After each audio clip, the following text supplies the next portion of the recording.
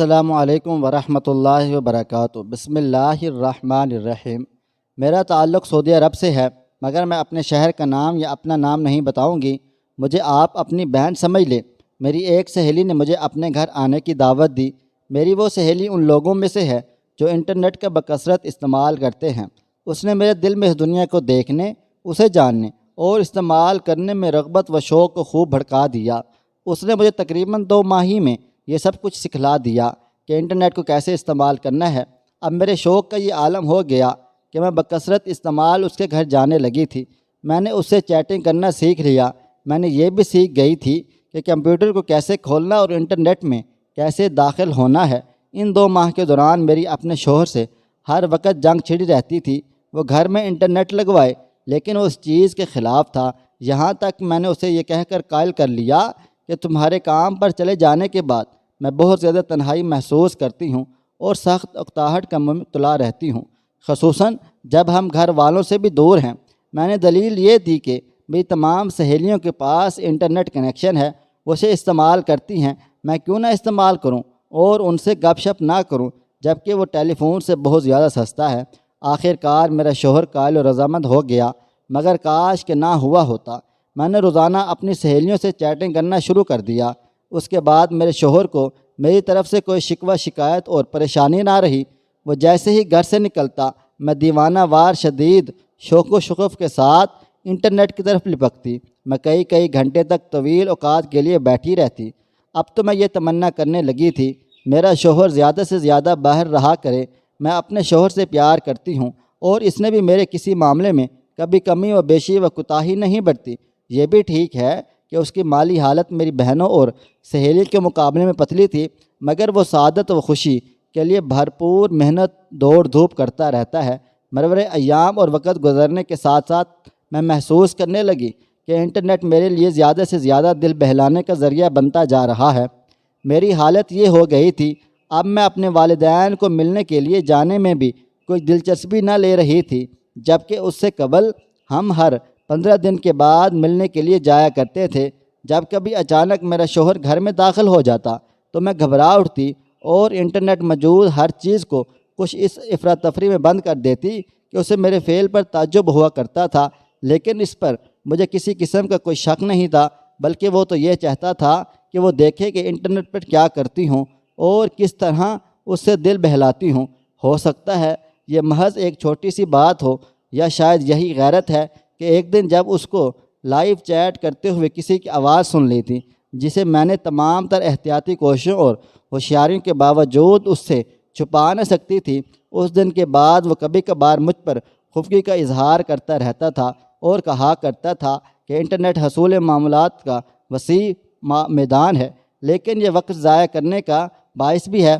وقت گزرتا گیا اور میں روز بروز نت نئے لوگوں کی چیٹ کی گرویدہ و دلدادہ ہوتی چلی گئی۔ بچوں کی تربیت و پرورش کا مسئلہ میں نے نوکری پرقراری پر ڈال دیا۔ یہ تو میں بھی جانتی تھی کہ میرا شوہر کب گھر آتا ہے، لہذا اس کی آمد سے پہلے میں کمپیوٹر و انٹرنیٹ سب آف کر کے رکھ دیا کرتی تھی۔ جہاں تک میری ذات کا تعلق ہے، میں نے اپنے بناؤ سنگھار سے لاپرواہی برتنا شروع کر دی تھی۔ اس انٹرنیٹ میں داخل ہونے سے پہلے میں اپنے شوہر کے گھر آنے پر بن سور کر اچھی طرح صورت اختیار کر لیا کرتی تھی، لیکن اب میرا بناؤ سنگھار کم ہوتے ہوتے ختم ہی ہو گیا تھا۔ میں انٹرنیٹ کی اس حد تک دیوانی تھی کہ اپنے شوہر کے سو جانے پر چپکے سے چوری چھپے اٹھ کر انٹرنیٹ کمپیوٹر والے کمرے میں چلی جاتی اور اس کے اٹھنے کے وقت سے پہلے چپکے سے دوبارہ بستر پر آ دبکتی تھی۔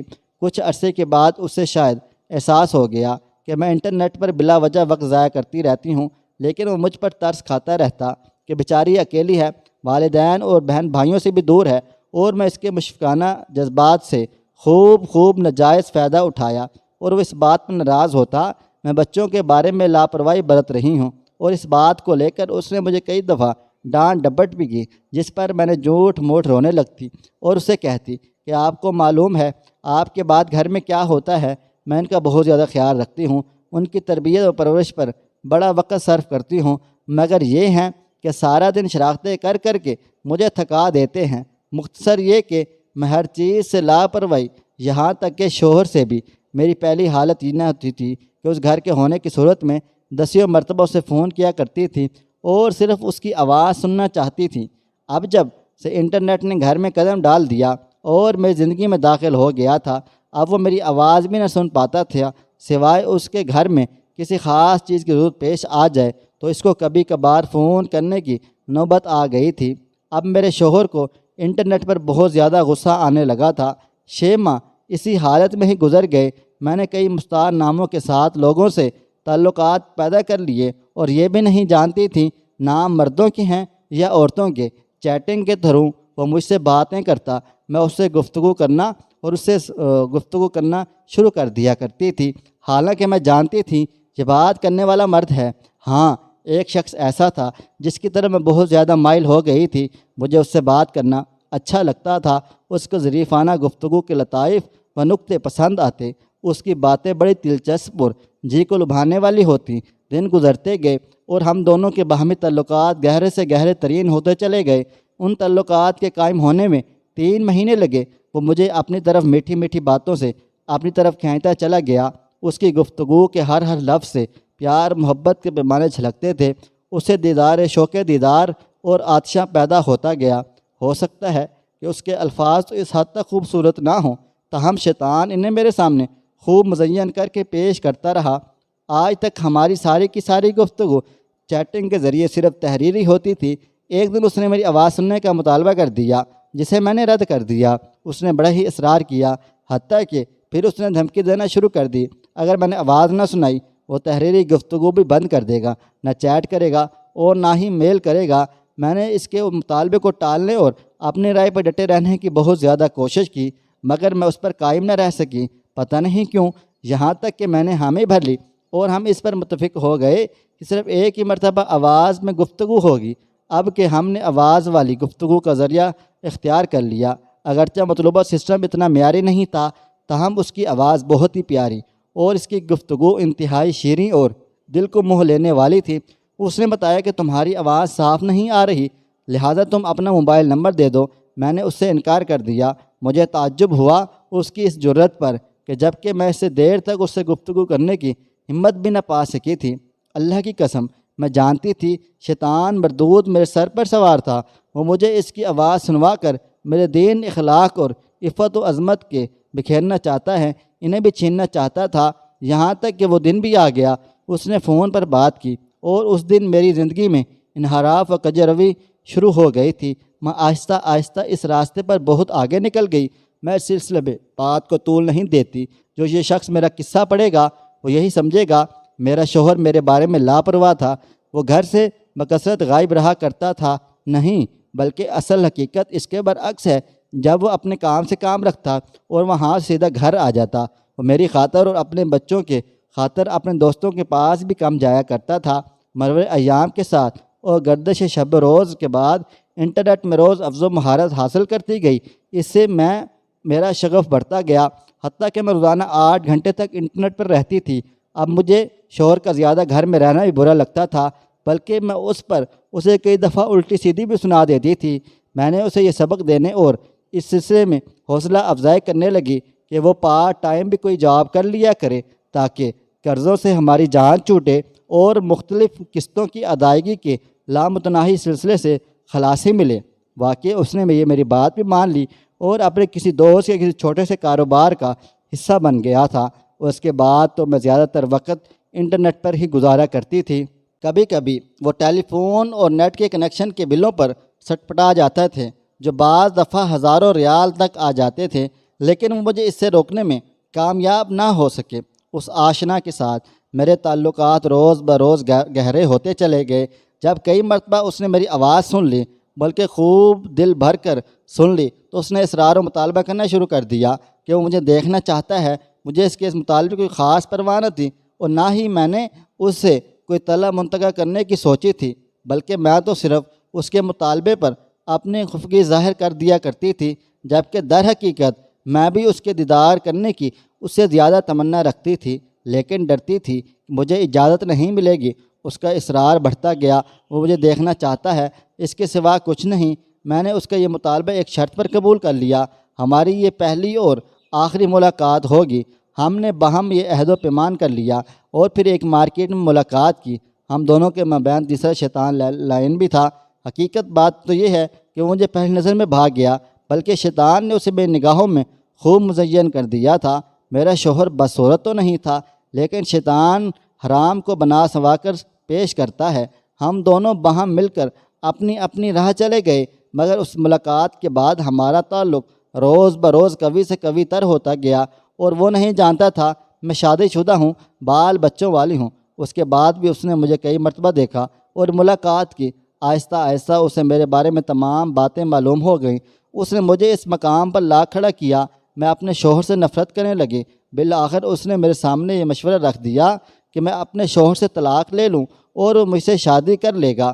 میں اپنے شوہر سے نفرت کرنے لگی تھی۔